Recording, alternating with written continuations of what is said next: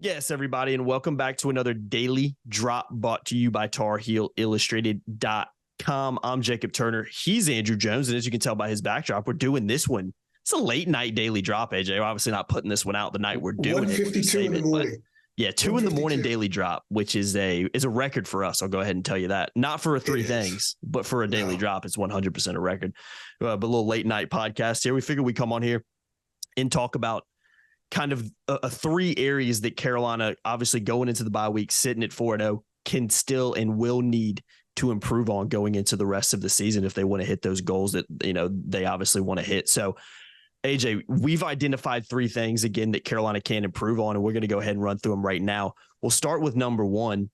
It's got to be the O-line, right? Is that where we're going to start this one? Because I do think that's an area that could still see a lot of improvement going into the rest of the year.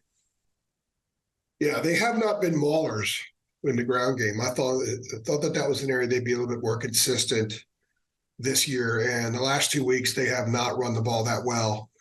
But the running stats are hurt a little bit because with Drake getting sacked, he got sacked twice last week, got sacked 5 times. I would say tonight, even though people are watching this Monday because it's tonight now, it's this morning. I'm still in the technically this morning, yeah.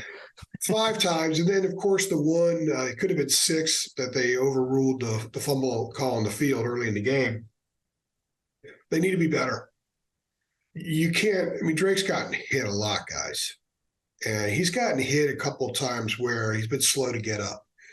And there is a significant drop-off after him. I think Connor Hill's making a lot of progress. Everything I've heard, been told, is he's made a lot of progress. He's gotten a lot more consistent, but he's not Drake May. And Drake May is your star. He's your Babe Ruth. Can't afford for Babe Ruth to get hurt.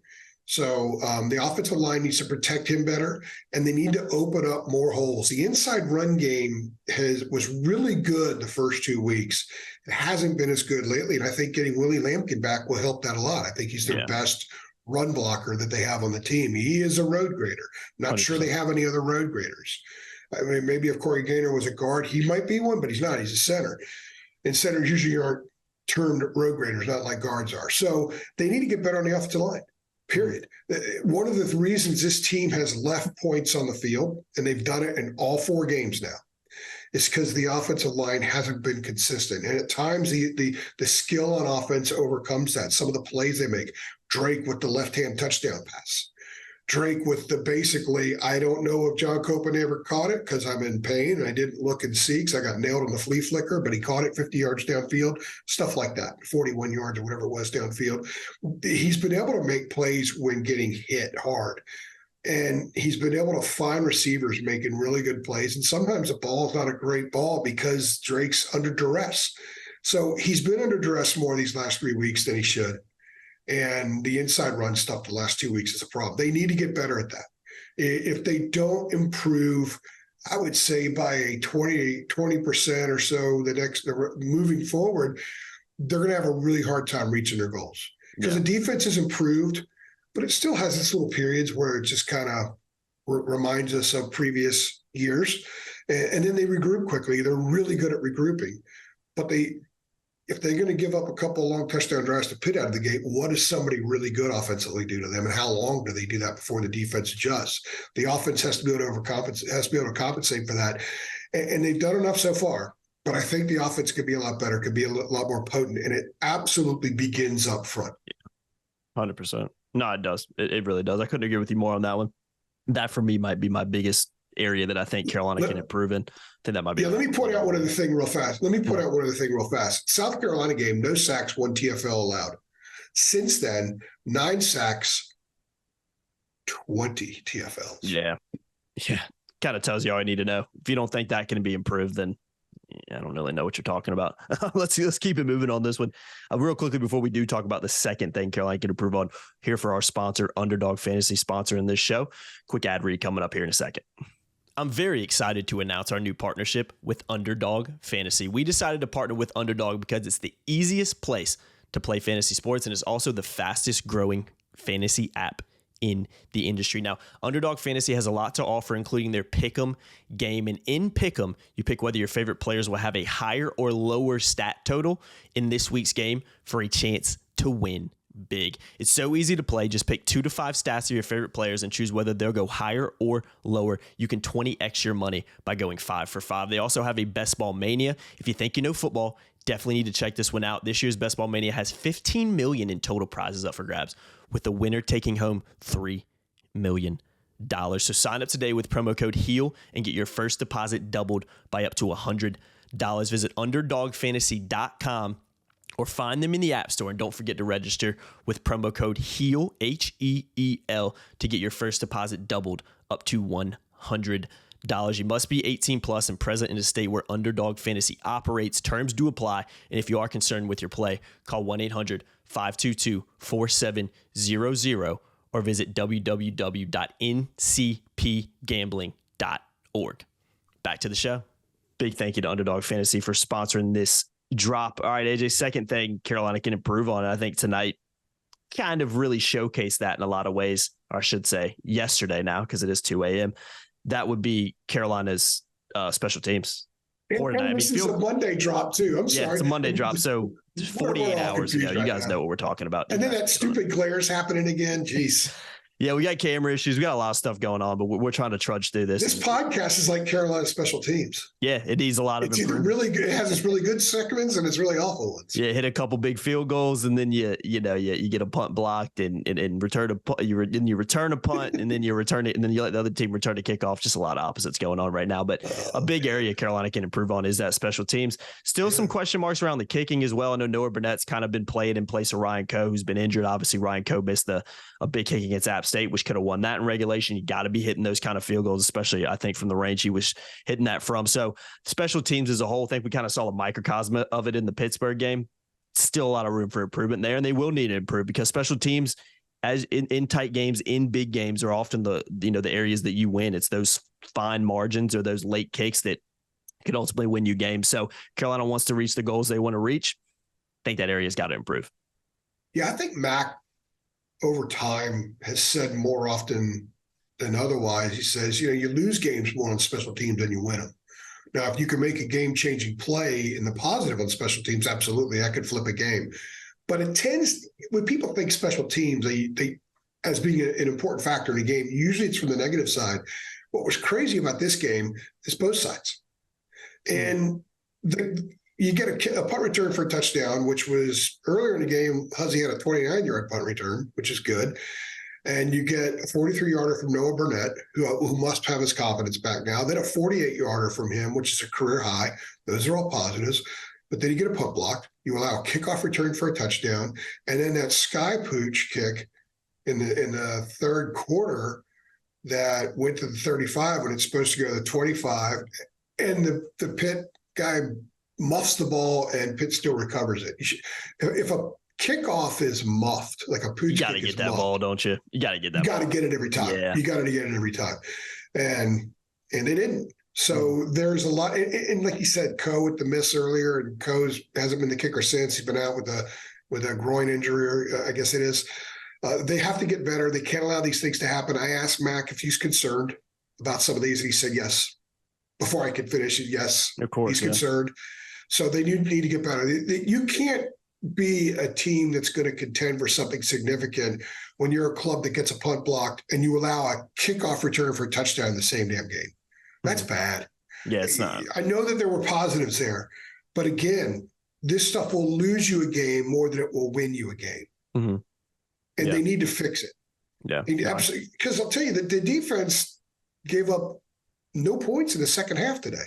It was the kickoff return. The defense has been really good in the second half. It's been some other slop at times. It's been a problem, but they need to iron things out. Max said that they are going to make them very aware of it on practice Tuesday. Typically, they would practice Sunday after a game, but since this is the open date, they'll have Tuesday, Wednesday, Thursday. So I suspect that those guys are going to get a lot of special teams reps in practice this week, and they need to, because you can't have this stuff happen.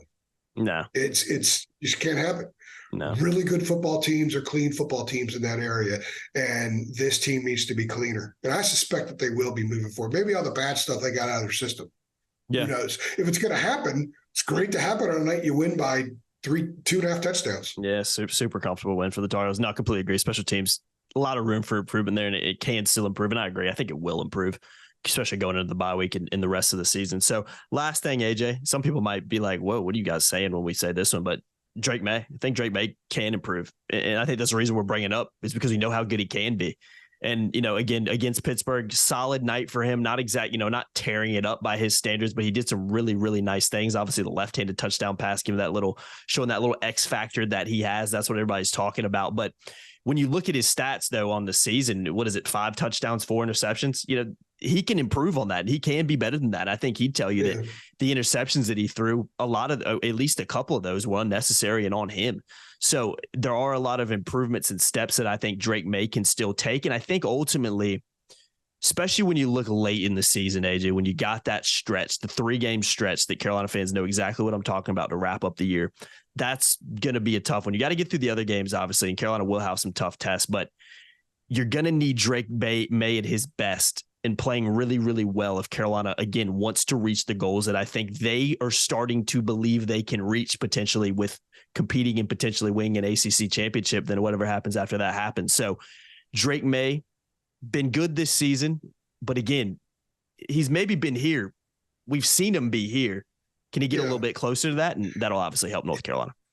I think a better way of saying this is more that I think they need to ride him a little harder. Mm-hmm. I think the numbers are a byproduct in some respects of them not riding him a little bit harder. I can agree with that. I can definitely agree with that. Yeah. Their run game is going to be inconsistent. I told you guys a couple weeks ago it's going to be inconsistent. But that arm is that arm. J.J. Jones is emerging. You've got Nate McCollum.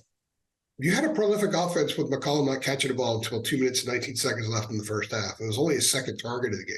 You got other guys there. Paysor's a really, really good player. You got the best tight end group in the country. All of them can catch the ball downfield. All of them can. And Omarion Hampton's showing that he's becoming a pretty good receiver out of the backfield. So I would ride it more. I think they need to ride it more. I think sometimes they run the ball too much in situations where just go for the jugular. Go for the jugular. There are a couple times where it just didn't make sense to run it there. Or you throw a little short screen or something like that. They had a 3rd and 11 today where they threw like a 2-yard out. It's conservative, to McCollum, hoping McCollum would pop and make a play and I know that it's sometimes it's hard, but the pass rush is what it was. But he's so good. He's so good. He sees everything out there. If a guy's open, he's generally going to find. He's missed a few guys this year, but that happens. But I think they need to ride him harder. So I'm not going to say Drake needs to be better. I think he needs to be he's a shooter. You got to get your shooter more shots for a basketball term. They're not getting him enough shots. So in college basketball, if you're a best shooter on the team, a guy that could be a 25-point game guy without hurting the rest of the club, a lot of times you have a big score like that, it doesn't help the team. It kind of hurts him sometimes. But in his case, it would help. If he's getting 8 shots a game, so you got to give him 12, 14 shots a game. Yeah. And Drake's a guy that needs more shots and needs to take more shots. After they got the fumble, the punt block, Pitt started at Carolina's 20. First play they fumble, Cedric Gray falls on the fumble. I thought that was a perfect time to take a shot. They didn't take a shot. So I think they need to be more aggressive with Drake.